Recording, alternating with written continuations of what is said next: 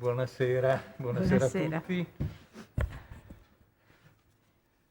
Oggi io e Donatella Calabi abbiamo pensato insieme di parlare in occasione del Giorno della Memoria di un film che io ho suggerito e di cui ci siamo interessati e ci è sembrato un'occasione buona per riflettere oggi sulla propaganda, su qualcosa che ci riguarda da vicino, sulla propaganda, sulla falsificazione delle notizie. Io da tanto tempo ho seguito per i miei interessi cinema e storia il cinema della Shoah, però ho sempre evitato di parlarne, di studiarlo a fondo. Ho visto molte immagini, ma dopo aver visto nell'83-84 i materiali che erano stati coordinati da Hitchcock nel 1945 per conto dei governi inglesi e americani all'indomani dell'apertura dei lager, il trauma della visione di quelle immagini mi ha fatto pensare che comunque, oltre alla incompetenza, al fatto che avrei dovuto studiare per approfondire questo enorme argomento, che nell'83-84 comunque non era esploso con la quantità di film che si sono, e di documentari che si sono visti negli ultimi 20-30 anni, ma quelle immagini lì sono state tra le più traumatizzanti della mia vita. Le ho portate qua, però ho pensato che è meglio che vi dica che ho queste immagini, ma non ve le mostri. Vi mostro invece una cosa completamente diversa, cioè l'immagine paradisiaca del campi di sterminio, di questa città di Terezin, che raccoglie nel corso di quei 4 anni, da quando viene adibita a campo di concentramento, raccoglie 140.000 ebrei che poi 90.000 vengono inviati ad Auschwitz, 30.000 muoiono per malattie perché soppressi a Terezin, ma queste immagini, questo frammento di questo film, che fra l'altro poi non ha mai circolato, sono uno dei più grandi falsi di tutta la storia del cinema, una delle più grandi falsificazioni che si possano vedere e immaginare.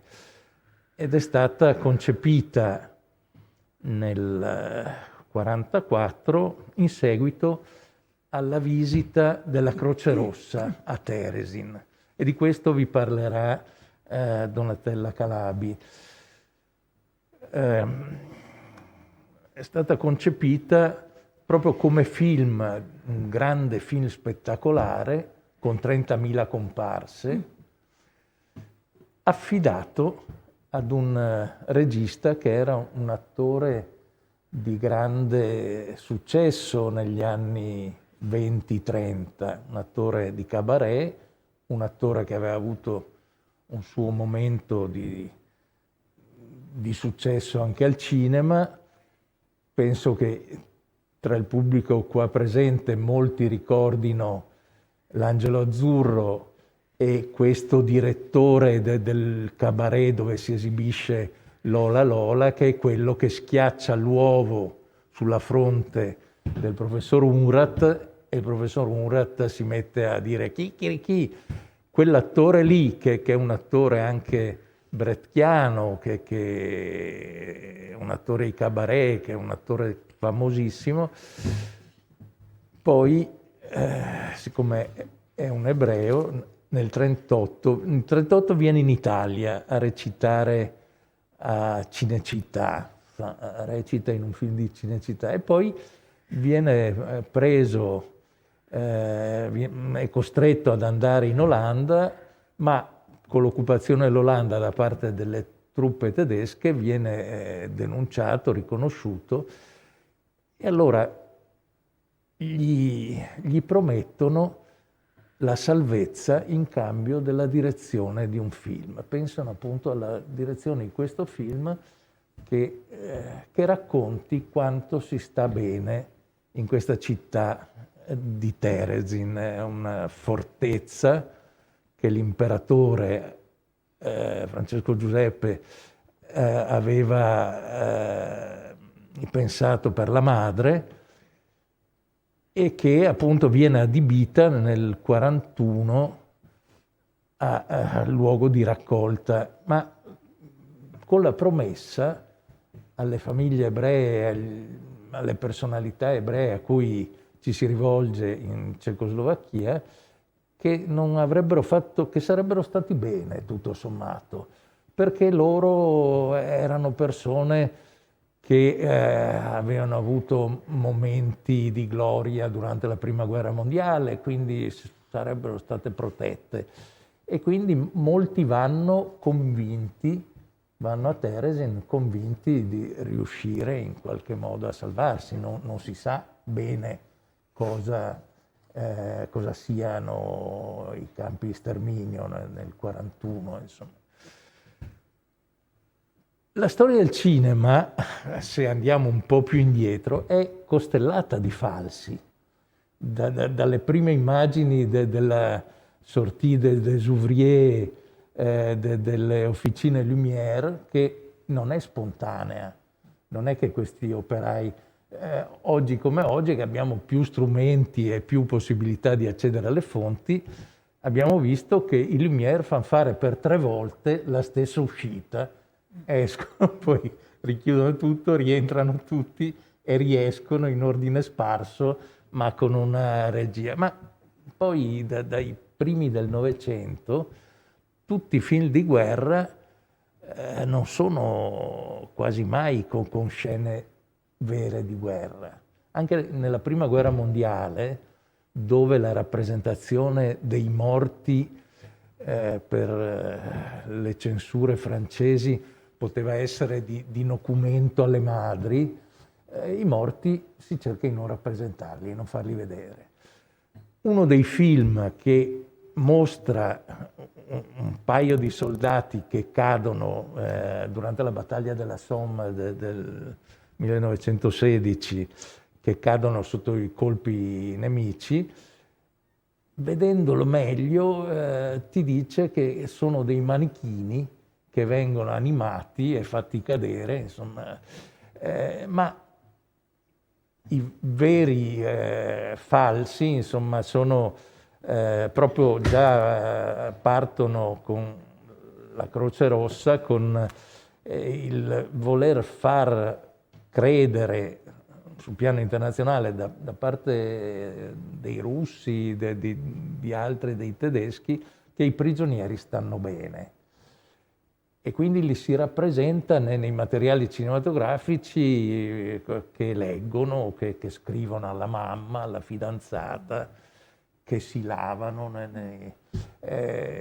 Questo già dalla Prima Guerra Mondiale. Poi c'è un grandissimo falso che fa perfetto pandan con questo film che vedremo, con questo frammento di film che vedremo adesso, che è un film che si chiama Slon, un film sovietico del 27-28 che racconta della rieducazione di personalità anticomuniste dentro alle isole Solovki, che sono isole al nord della Russia, verso la Siberia. C'è un arcipelago con dei monasteri e in vari capitoli viene raccontato come appunto in questa situazione di controllo, di assistenza, di benessere fisico e psicologico, questi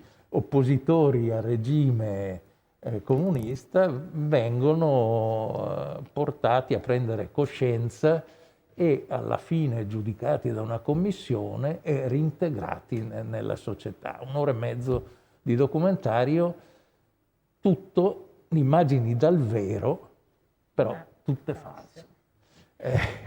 Paul Valéry diceva che il cinema è il falso attraverso la rappresentazione del vero. E questo film che vediamo adesso è proprio una dimostrazione tremenda di questo, perché voi vedrete suddiviso in vari capitoletti questa rappresentazione della vita nel campo con attività lavorative nella prima parte e poi una volta finito il momento di lavoro la libertà per ognuno di fare quello che vuole e quindi di esprimere la propria creatività, i propri interessi culturali, le forme di socializzazione, le attività sportive. Al centro di questo c'è una partita di calcio. E questi 15 minuti che sono sopravvissuti, insomma, anche questo film, come quello di Hitchcock, i frammenti di quelle immagini erano stati mostrati nel corso del processo di Norimberga, però gli stessi inglesi e americani avevano considerato inopportuno mostrarli anche alla popolazione tedesca che doveva riprendersi e erano di una tale violenza che insomma vengono congelati e si vedono appunto per la prima volta nell'84. Ma anche questo che non ha mai circolato, è stato recuperato negli anni '80. Io l'ho visto per la prima volta lo stesso nei primi anni '80 e poi l'avevo messo da parte e mi è venuto in mente, parlando di come poter ricordare appunto la Shoah, che questo è un film sconosciuto, ma che ti tocca perché ci riguarda la dimensione del falso dentro cui ci muoviamo, della difficoltà di distinguere notizie vere dal falso in questa situazione di pandemia che c'è, e anche tutte le forme di propaganda che abbiamo vissuto anche in regimi democratici, insomma, anche le forme di sottovalutazione, di abbassamento di livello, per esempio di cosa è stato il fascismo. Così rivedendo questo film mi è venuto in mente, ho sempre studiato il fascismo in tutte le sue manifestazioni legate al cinema, insomma, e quindi ho visto tutti i risultati, non ultimo quello della creazione della mostra del cinema di Venezia, che non è un'idea del fascismo, ma anche sì. E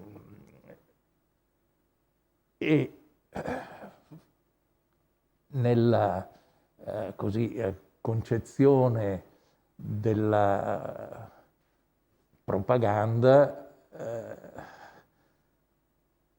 il ricordo del fascismo in tempi e anche del nazismo sta tornando in forme che non riesce a controllare, si sono trasformate ovviamente e si adattano ai tempi, ma con indifferenza e sguardo ammorbidente sul passato.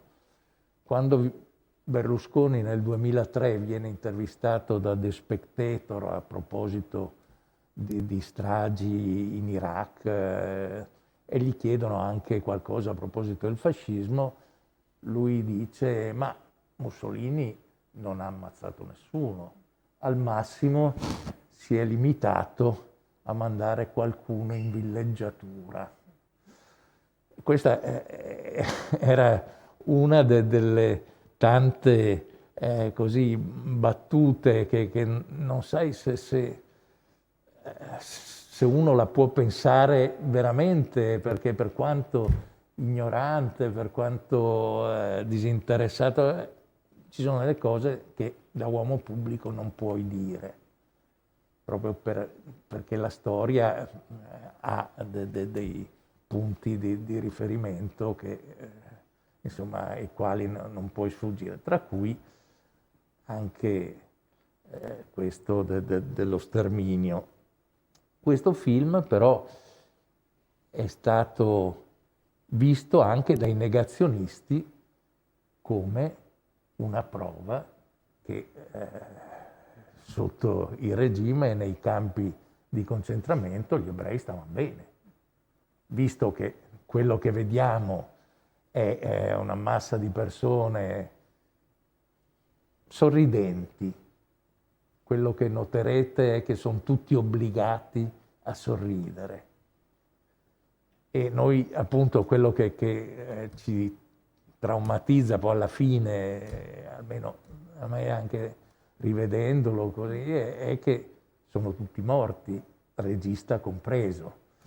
Nessuno di questi, perché il film viene girato nel 1944, insomma, e subito dopo tutti i partecipanti al film vengono avviati verso Auschwitz. Volevo dirvi che fuori c'è una bacheca che ha dei documenti, dei pamphlet, delle cose anti-ebraiche, razziste, che erano state ritrovate dentro a Palazzo Loredan, che è stato sede di comando tedesco durante la Repubblica di Salò, e queste cose che sono fuori e potete vedere poi verranno spostate per un paio di giorni a Palazzo Loredan e potete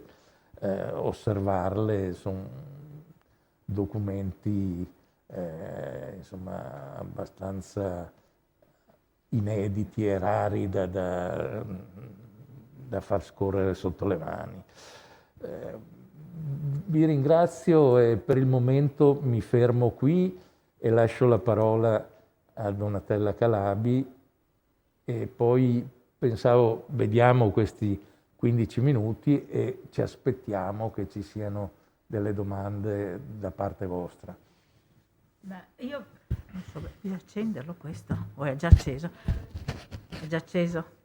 Devo dirvi che soprattutto negli ultimi anni in cui queste cerimonie di giornata della memoria sono molto frequenti, penso veramente che abbiano più senso quando riescano a parlare del presente. Personalmente la sento in questo modo ed è per questo che quando Giampiero mi ha fatto questa proposta gli ho subito detto di sì, perché appunto credo che questo documento, fra tante cerimonie che abbiamo anche a Venezia, ce ne sono tanti appunto, l'idea di parlare di questioni che ci toccano da vicino, mi pareva più... Io sono convinta da storico, perché questo è il mio mestiere, che quando si parla di memoria, parlare di memoria viva sia particolarmente importante.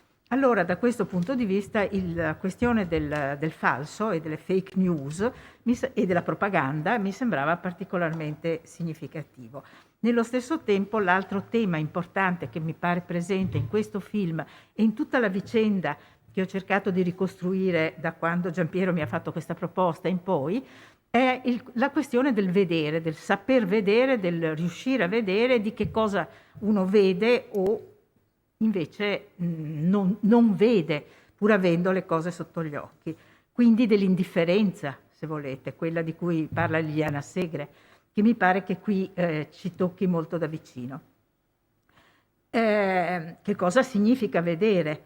Da quando Giampiero mi ha fatto questa proposta e mi ha fatto vedere questo film, ho fatto un po' di ricerche e ho trovato un documento prezioso. Ho trovato un documento prezioso a metà, nel senso che non l'ho trovato del tutto, soltanto oggi siamo riusciti a recuperare un altro film, un altro documentario, che è l'intervista fatta da un regista francese molto noto, Claude Lanzmann, che ha intervistato questo signore che vedremo nel film che vedrete subito dopo.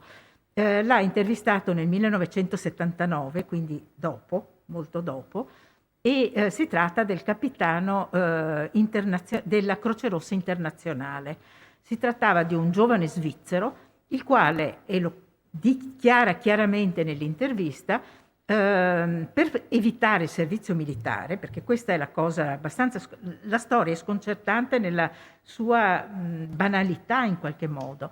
Questo signore, per evitare il servizio militare, chiede a un suo amico che aveva potere di trovargli un lavoro, e questo amico gli trova lavoro nella Croce Rossa e lo spediscono come Croce Rossa a vedere dei campi di militari tedeschi, perché la Croce Rossa è in qualche modo deputata a controllare l'andamento della guerra.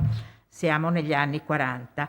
E lui comincia a occuparsi di milizie, di campi militari. Poi a un certo momento, visto che lui lavorava bene, lo spediscono invece a occuparsi dei campi di sterminio. E in maniera assolutamente incredibile va a vedere sia Auschwitz che poi Terezin e racconta quello che ha visto. Lanzmann, che è, per collocarlo, il regista che ha fatto Shoah, non so quanti di voi si ricordano, l'abbiamo vista negli anni, non so bene.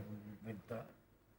Sì, insomma, non ha inserito questo spezzone di cui sto parlando, non l'ha inserito nel film Shoah, che era un film di 8 ore o 6 ore, non lo so, lunghissimo. L'ha tenuto come film a parte e nel film a parte proprio documenta la sua intervista, cioè come si è mosso per fare questa intervista. La cosa che ho trovato di grande interesse, peraltro sottolineata dalle recensioni di chi aveva visto il film e anche da Simone de Beauvoir, che dice non è una semplice appendice a Shoah, ma un vero capolavoro. Un vivant qui passe è un documento eccezionale che merita un'attenzione particolare, una ricerca della verità in seno a un terribile inganno, ancora uno sforzo necessario. Questo lo dice nel 97, quando appunto proiettano questo documentario o film alla televisione francese Arte. Questa trascrizione è fatta, e lo sottolineano sia le recensioni che la stessa Simone de Beauvoir, è fatta con un intervistatore che fa le buone domande, tra virgolette, che dirige l'intervista, però lasciando per intero il posto alla persona che è intervistata, che la persona che ha di fronte. A quest'ultimo il compito poi di fare le scuse, perché questo signore, dopo aver visto e fatto le sue dichiarazioni e rilasciato un rapporto che è stato steso a Berlino e mandato al comando tedesco, ha saputo che le persone che lui aveva visto erano finite tutte uccise, però lui ha visto quello che ha visto e lo ribadisce nell'intervista. Dice: ma io non potevo dire delle cose diverse da quelle che ho visto, ho raccontato quello che ho visto e, a dire il vero, lo direi anche adesso. L'intervista è fatta nel 1979. Se mi facessero delle domande oggi direi la stessa cosa, perché è quello che ho visto. Ho visto delle baracche e poi descrive le baracche destinate alle persone che lavoravano, la cosa per i bambini, una sinagoga e una serie di cose. Poi l'intervistatore gli dice: ma poi cosa è successo? No, lo so che sono finiti tutti morti, ma io ho visto questo, non potevo dire delle cose diverse. Allora, appunto, i commenti sia di Simone de Beauvoir che delle interviste, delle recensioni che io ho letto, mettono in discussione il fatto di che cosa si vede, che cosa uno sa vedere o non vuole vedere. E quindi una questione, lui proprio dice, io non potevo inventare delle cose che non vedevo, che non avevo visto. E quindi è tutto che si giustifica in qualche modo nell'intervista. Tenete presente che dopo questo intervista filmata è stato fatto anche quest'anno, l'anno scorso, nel 2021, un spettacolo teatrale, sempre sulla stessa documenti, lo stesso patrimonio. A Lione, nel teatro di Lione, hanno ricostruito uno spettacolo teatrale.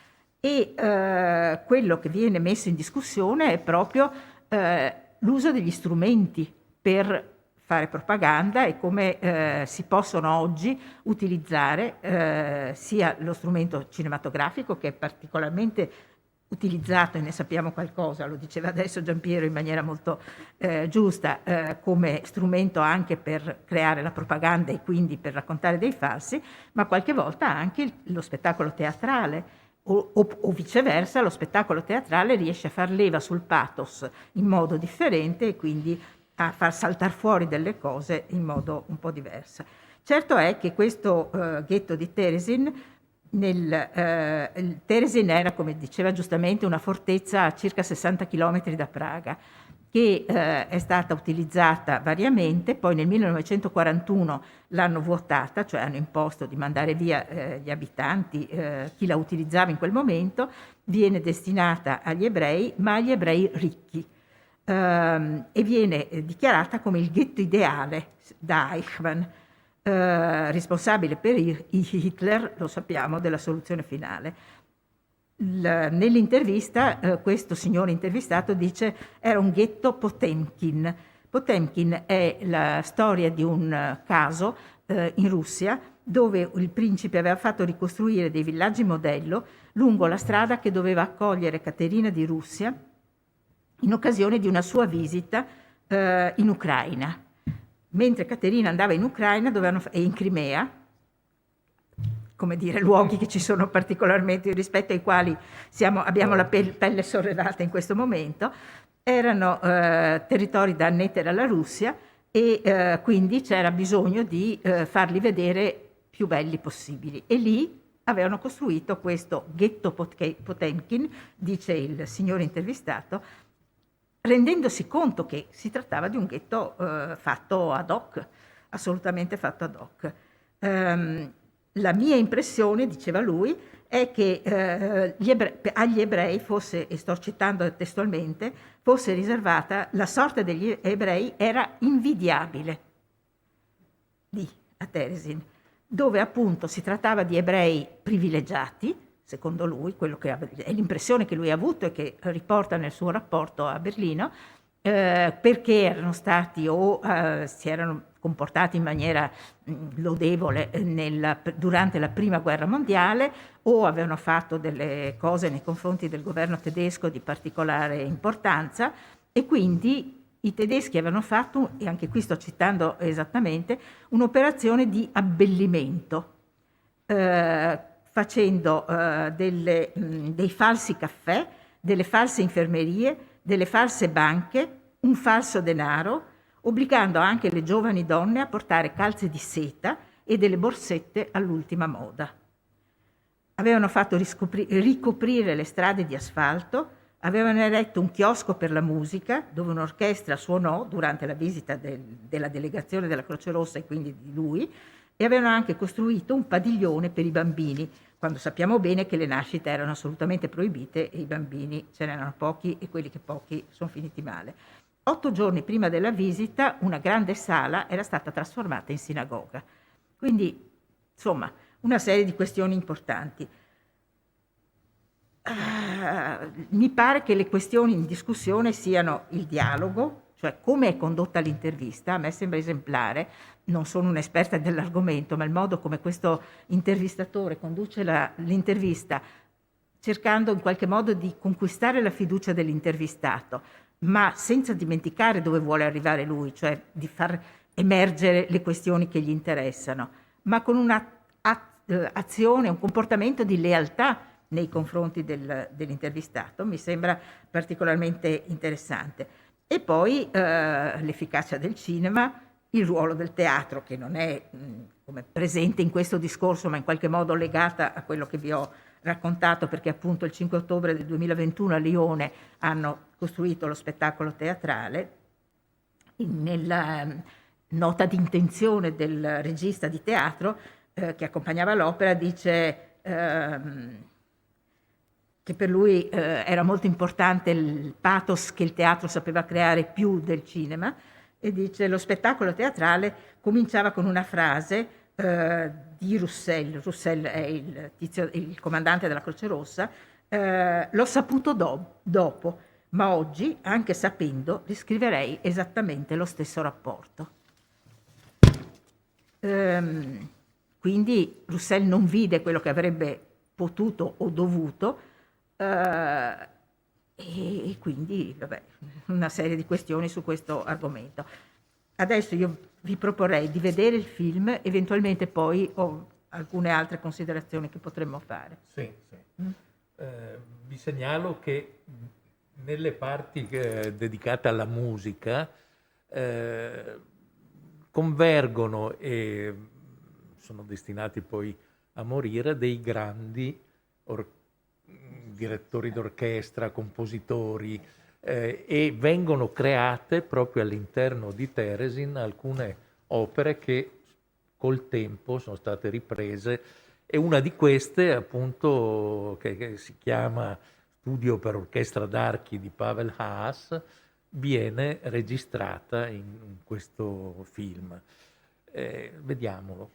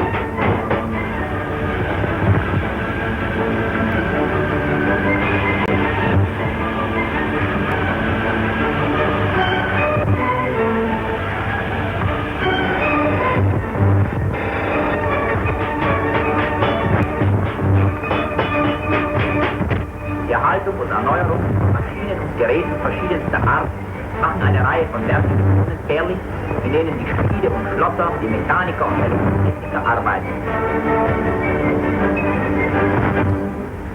Für Arbeiter verschiedener Berufe und Handwerke gibt es auch in Theresienstadt Möglichkeiten, ihre Tätigkeit fortzusetzen.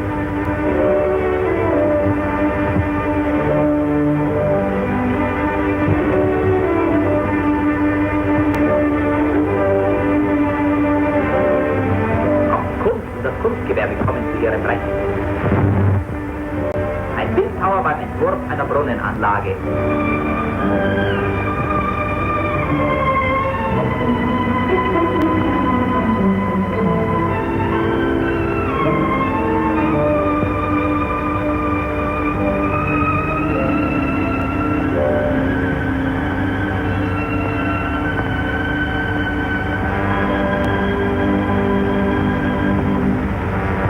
Eine kleine Barackenstadt ist das Arbeitszentrum.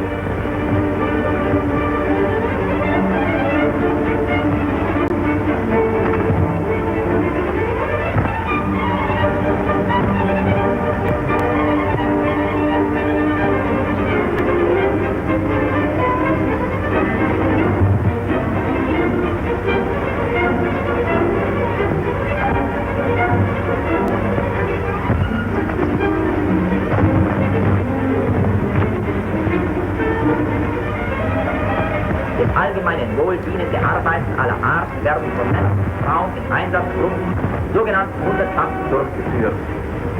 Die Gruppen werden je nach Bedarf für die verschiedenen Aufgaben bestimmt und umgeschult.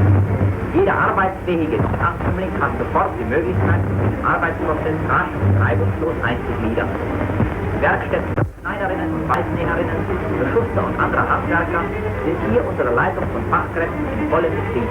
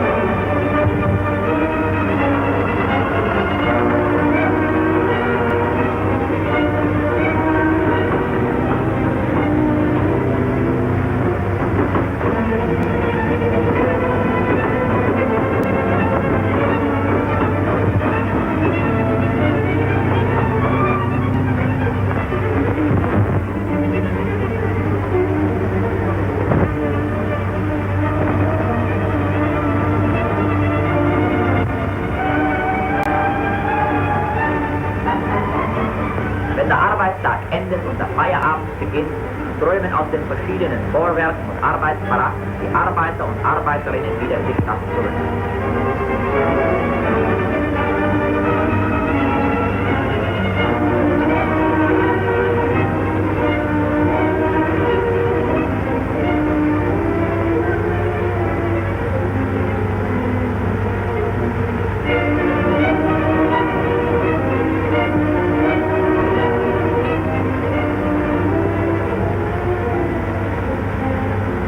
Der Freizeit ist jedem Einzelnen überlassen.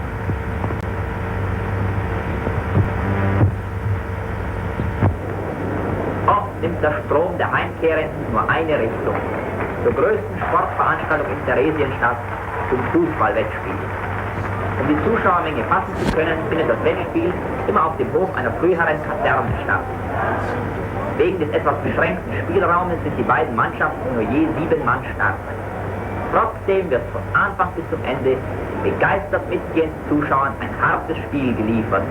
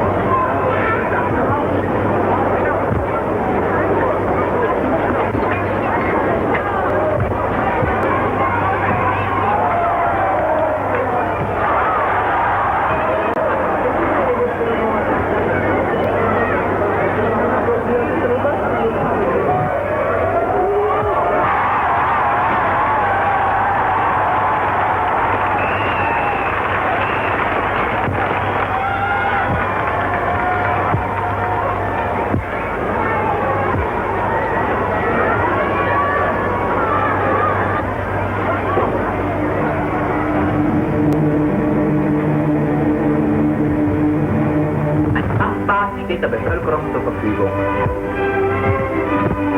Anche questo è abbastanza terribile.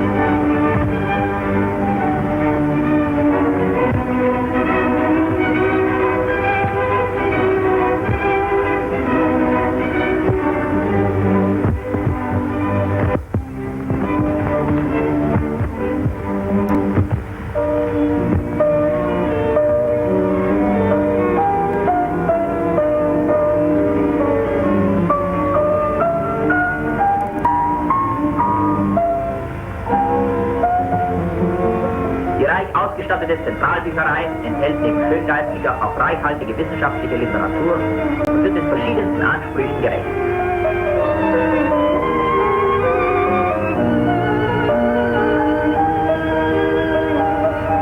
Abendvorträge über wissenschaftliche und künstlerische Themen haben ihren ständigen kleinen Zuhörerkreis.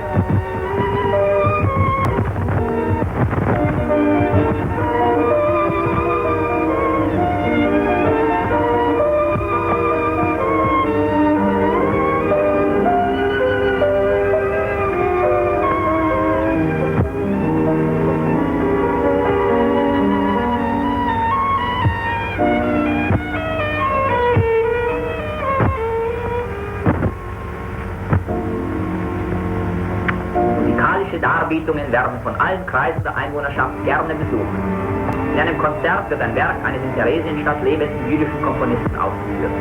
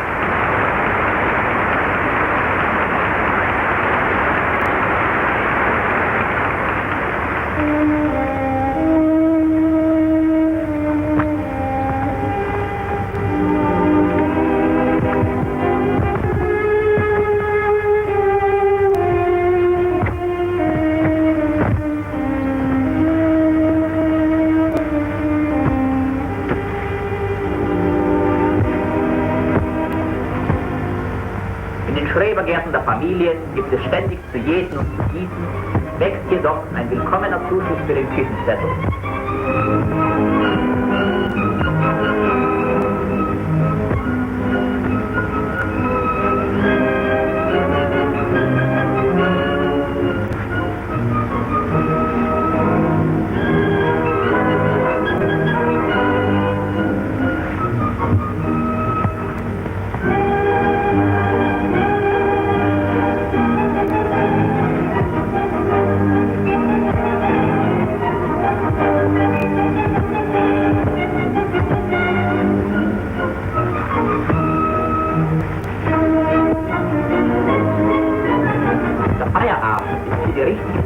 Privaten Lebens. Vor und in den Wohnungen wird noch geplaudert, gelesen oder gespielt.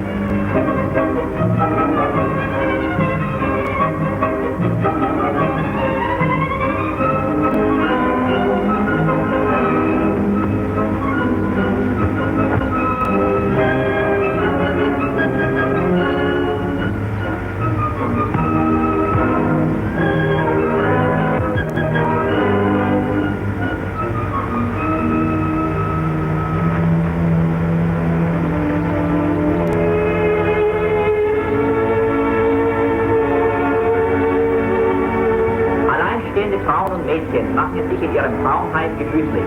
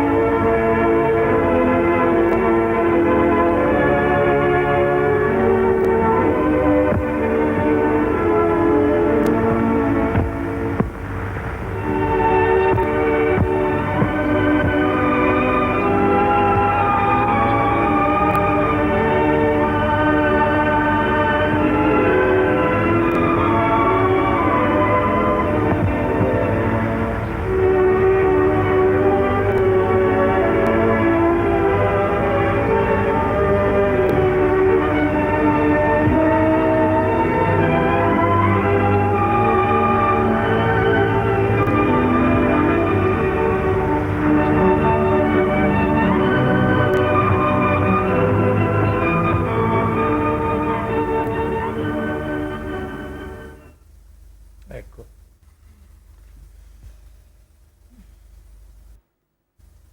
No, lasci, sì.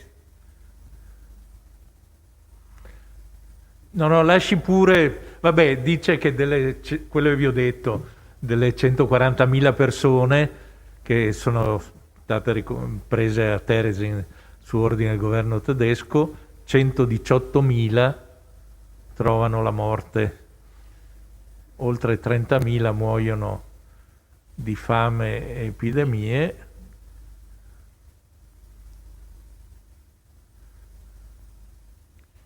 Prima di lasciare la parola a voi, io volevo fare ancora un paio di osservazioni.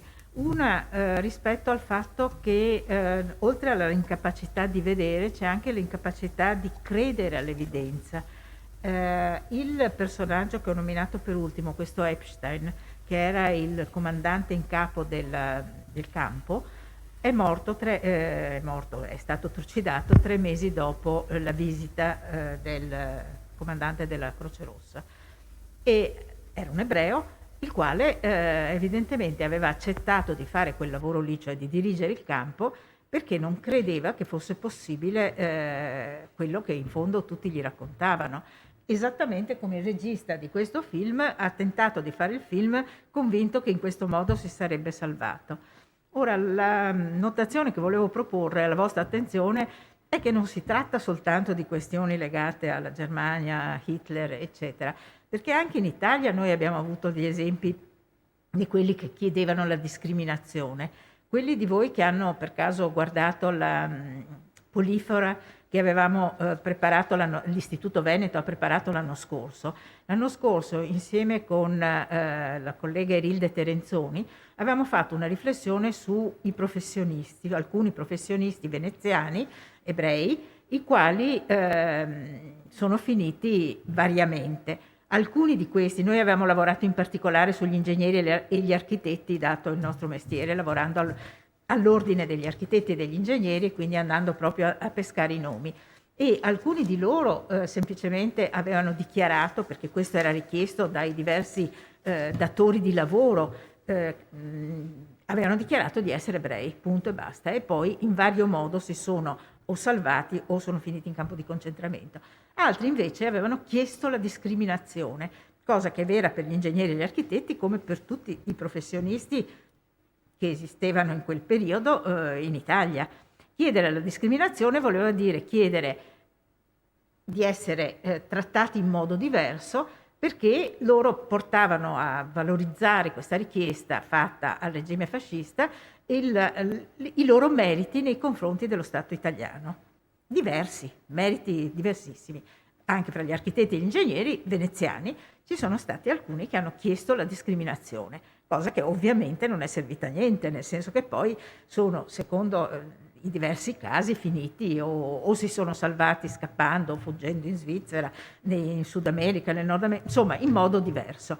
Ma questo voglio per dire che c'erano delle persone che pensavano che sulla base dei loro meriti professionali, anche politici, perché erano fascisti, perché erano anche fascisti, ma avevano chiesto e pensavano di poterla scampare. Esattamente come i due personaggi di cui abbiamo parlato, il regista del film e il comandante in capo del campo di Terezin. L'altra questione che volevo sottoporre alla vostra attenzione è la questione della musica. Il 5 gennaio di quest'anno, 2022, Repubblica ha pubblicato un articolo di Michele Smargiassi che è accompagnato da una fotografia in cui mostrava l'orchestrina di Auschwitz, che è un parallelo di quello che abbiamo visto in questo film. Una fanfara di scherno. Lo scatto fotografico è stato fatto fra il 28 e il 30 luglio del 1942 e riprende una fanfara di scherno per ricordare la cattura di un internato fuggito e ripreso prima che fosse impiccato. Ed è stata fatta nel laboratorio fotografico di Mauthausen. Quindi a Mauthausen, campo che è ben noto, c'era pure un laboratorio fotografico per riprendere fotografie e poi divulgarle. Un'immagine che è stata pubblicata recentemente da uno storico francese, Clément Cheroux, in un volume molto documentato che io non ho visto, ma è citato in questo articolo da Michele Smargiassi. Michele Smargiassi si chiede: ma perché? Perché la musica? Perché la musica è così presente in tutti i campi di concentramento? E lui dice, secondo me, è l'espressione di un diabolico tentativo di coinvolgere il bene e il male insieme, abolendo la possibilità di distinguere il bene dal male, inverando il puro e il semplice trionfo del potere, che gode di se stesso, libero da qualsiasi scrupolo. In quel caso Mengele aveva il potere di decidere, e quindi anche la questione della musica, delle fotografie, eccetera. Lascio alla vostra riflessione tutte queste osservazioni. Vorrei ancora aggiungere una piccolissima cosa: il gioco della spettacolarizzazione. L'ultimo venerdì di Repubblica, non pensiate che voglia fare la pubblicità a Repubblica, semplicemente è un giornale che mi capita di leggere abbastanza spesso. L'ultimo venerdì di Repubblica, cioè del 20 gennaio scorso, David Lerner pone l'accento sul caso di Babi Yar in Ucraina e del memoriale sugli ebrei, che pare essere stato finanziato dal governo russo e da Putin, ma che, dice lui, è diventato uno strumento di propaganda molto importante da parte di Mosca nei confronti dell'Ucraina, cioè in contrasto con l'Ucraina. Questo memoriale ricorda il massacro di 34.000 ebrei nel 1941, ma si impone e si propone di farlo avvalendosi dei social, quindi per rivenire sempre alle questioni dell'oggi, con una spettacolarizzazione della tragedia per catturare l'attenzione dei giovani, ma chiaramente è ancora una volta uno strumento politico che sottopongo alla vostra riflessione, attenzione. Noi non sappiamo bene gli elementi di questo discorso, almeno io non li so, però non c'è dubbio che la questione è particolarmente legata alla violenza di oggi in Europa, fra Russia, Crimea e Ucraina, e che sono questioni che non hanno nulla a che fare in questo momento direttamente con il fascismo e gli ebrei trucidati, 34.000 ebrei trucidati, però vanno sui social, si propongono di dedicare i giovani in maniera molto spettacolare, cioè la spettacolarizzazione della tragedia diventa uno strumento di propaganda politica. Quindi mi pare una questione che ancora una volta ci tocca da vicino. E adesso a voi la parola. Sì, adesso sarebbe interessante, sulla base anche di vostre esperienze pregresse, noi... Sì, Alessandro. Fatto, visto che siamo all'Istituto Veneto, quando uscirono le leggi razziali, alcuni soci membri dell'istituto vennero espulsi. Ci furono dei tentativi da parte dell'allora presidente Messedaglia proprio a seguito di riconoscimento del valore culturale, dei contributi scientifici, della partecipazione alla vita ai livelli più alti, alla vita sociale di questi membri ebrei che venivano espulsi, di essere appunto esentati dalla legislazione razziale. Diverso è evidentemente quello che succede poi invece nel 1943, quando questo credo non sia stato possibile nemmeno immaginarlo.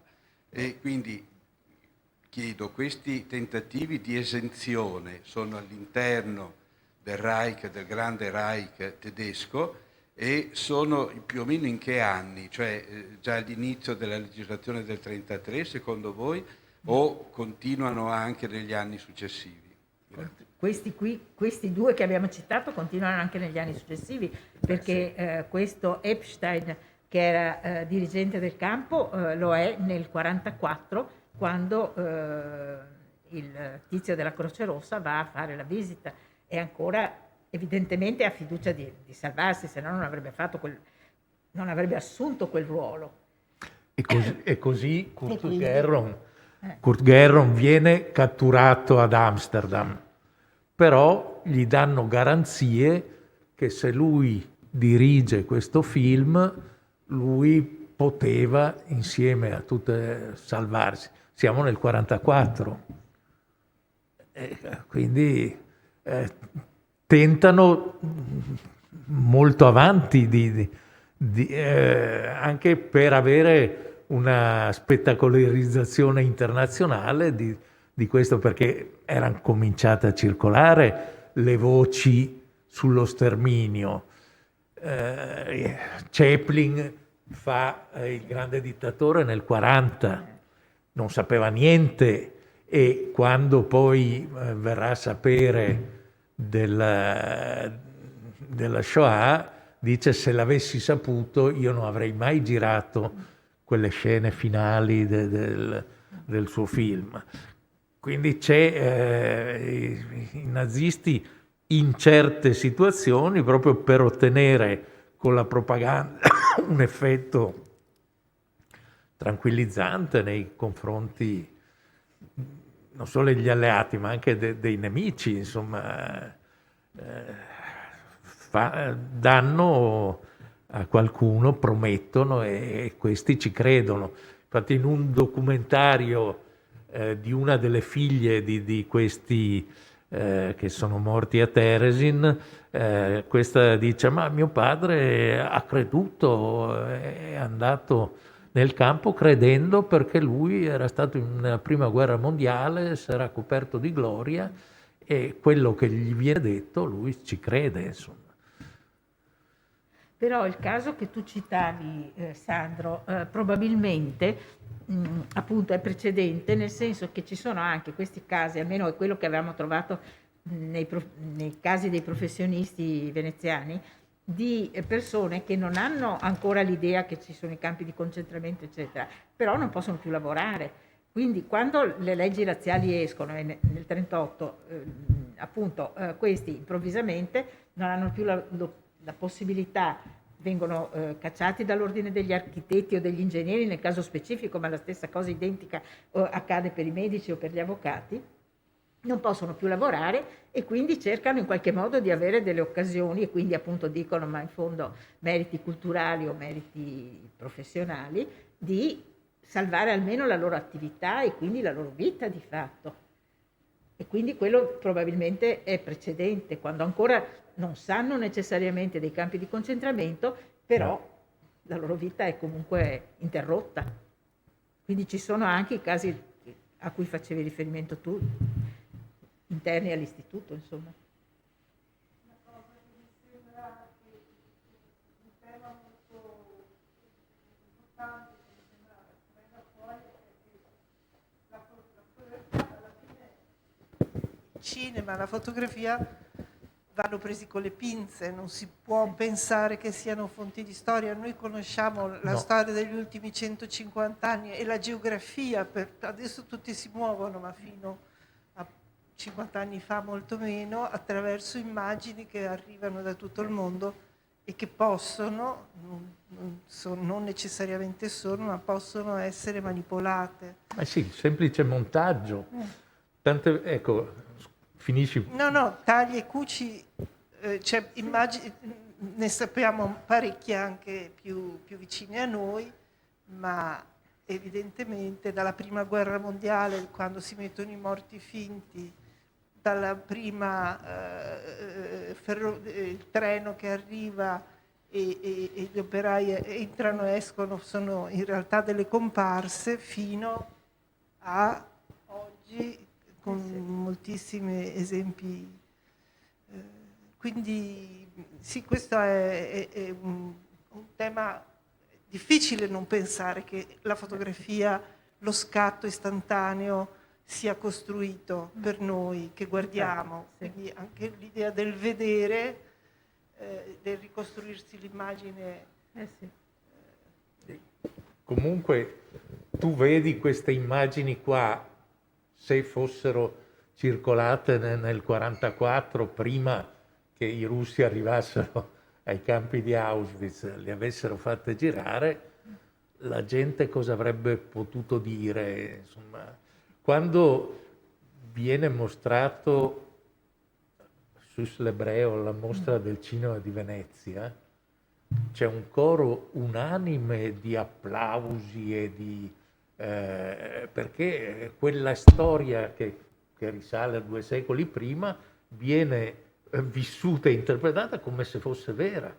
Un regista come Antonioni dice: ma se questa è propaganda, ben venga la propaganda. E in fondo il fatto che c'è questa violenza della ragazzina dell'ebreo, è raccontato bene cinematograficamente, insomma.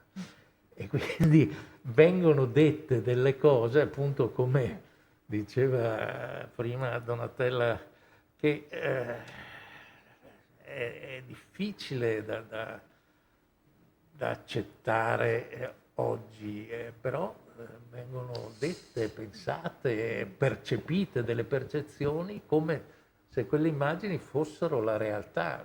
D'altra parte, quali sono gli elementi per cui noi mettiamo in dubbio nel 1944 che questi non si stiano effettivamente divertendo, non occupino il loro tempo libero Anche in modo... eleganti. sono liberi di occupare il tempo libero, insomma. Quando il regista Lanzmann chiede all'intervistato: ma non hai avuto l'impressione che fossero degli automi? E lui dice: sì, però in realtà ci ha creduto. Cioè questa cosa che la cosa era stata la recita, montata, insomma, sì. è tale e comunque anche tutta la propaganda che col montaggio cambi i film di propaganda nazista o di propaganda comunista vengono capovolti semplicemente facendo un montaggio diverso. Oppure io mi ricordo che nei western di serie Z dei primi anni 30, insomma, ci sono i cattivi, sono i piedi neri, ma la censura dice no, i cattivi non possono, perché la gente li può confondere con le camicie nere. Allora i buoni sono i piedi neri e i cattivi, e viene fatta questa inversione nel parlato perché non ci sia questa eco, questa arrière-pensée, insomma. E Hitchcock. Raccontaci dei film di Hitchcock. Dei film che gira Hitchcock quando arriva. Hitchcock, lui non lo gira, lui ha un momento di vuoto tra un film e l'inizio di Notorious. Va in Inghilterra e gli dicono: ma le truppe che sono entrate in 11 campi di sterminio hanno girato migliaia e migliaia di immagini. Allora lui dice: vabbè, se ne devono ancora girare, proprio perché la gente non pensi che questi materiali sono montati e falsi, voi dovete fare delle riprese con i tedeschi stessi, i sindaci delle città, i borgomastri delle città che vanno ad assistere alla messa dentro delle grandi fosse di questi scheletri umani che sono morti e sono a migliaia. Ma per farlo dovete prendere dei campi d'insieme, che non risulti che ci siano dei dettagli montati con altro perché vi possono dire che sono falsi. Per cui ci sono molte riprese in campi totali in cui vedi questi tedeschi che erano i sindaci di Teresi, mettiamo, che sono sgomenti e assistono a queste scene spaventose di trascinamento. Viene affidato alle SS, alle capo del campo di portare questi corpi e di buttarli. E però poi, una volta montato questo materiale, non completamente perché poi è stato montato 40 anni dopo, gli stessi produttori pensano che possa far talmente male, ma possa essere il contrario anche. C'è uno spirito che è quello che c'è anche in Italia, poi cerchiamo di ricomporre le cose, chiudiamo, e quindi anche che i tedeschi, se c'è una parte di tedeschi anche minima che non sapeva niente, che non era totalmente nazista e che deve partecipare alla ricostruzione del paese, è meglio non far vedere queste cose. Io in un primo tempo dicevo, siccome anche queste non si sono mai viste, ve le faccio vedere. Poi ci ho un po' ripensato, perché anche per me, che sono abituato, sono un divoratore di immagini di ogni tipo, queste sono tra le immagini più terribili della mia esperienza. E quindi ne abbiamo viste un minuto ieri nella riproposizione del documentario di Alberto Angela, che non so se avete visto, se l'avete visto verso la fine.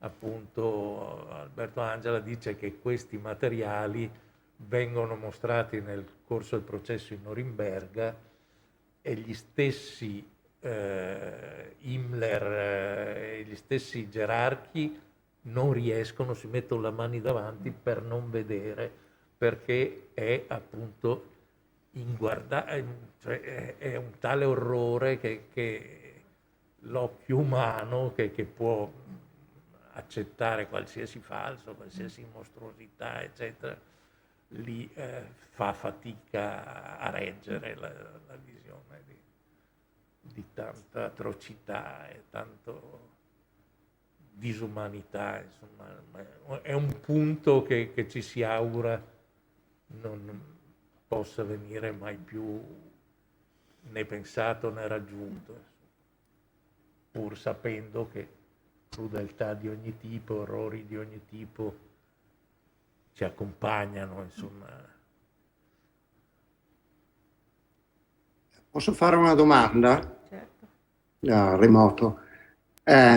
Diciamo non ho capito se il film abbia avuto almeno una minima distribuzione in qualche maniera, oppure se sia sempre stato, e come è stato recuperato, diciamo, questo film, perché ho visto che viene dal Bundesarchiv, cioè ero curioso di sapere un po' come è stata la sorte del film, e poi di sapere se c'è per caso qualche superstite che in qualche maniera abbia lasciato poi una testimonianza. Sì, dunque in rete c'è qualche materiale che si può vedere, appunto perché sono stati fatti dei documentari. È uscito anche un libro nel 2009 di un tale Dario Olivieri, che si chiama appunto Hitler regala una città agli ebrei, ed è di una editrice palermitiana che si chiama Lepos. Il film è stato ritrovato negli archivi tedeschi, ma anche credo in Turchia. Io l'ho visto nell'83 e poi me ne hanno inviato dagli archivi tedeschi un amico che me ne ha inviato questa copia da cui ho fatto, l'ho ritrovata e l'ho fatta riversare perché già ci sono difficoltà a mostrarle in DVD. Quello che so io è che il film poi non è mostrato, viene terminato, è una mega produzione, sono 80 minuti, ma non viene fatto girare. E poi viene dato per perso e lo ritrovano, non si sa se era stato requisito dalle truppe americane e resta negli archivi della Germania. Fatto sta che salta fuori 40 anni fa circa per la prima volta, così come appunto i materiali di Hitchcock vengono montati per la prima volta definitivamente nell'83-84. Cioè, ci vuole un grande tempo per accettare. D'altra parte, il primo vero film che affronta italiano, che affronta i campi di concentramento e di sterminio è Capò, che è del 60. Cioè, bisogna aspettare fino al 60 per avere un regista che si senta, voglia avventurarsi in questo tema così tremendo e così tabù anche.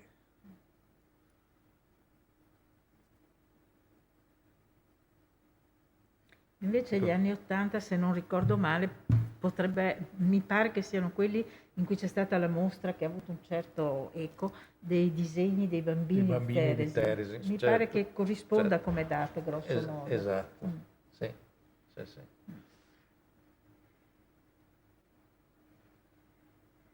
Ecco, se non ci sono altre domande, penso che possiamo chiudere qui e vi ringraziamo.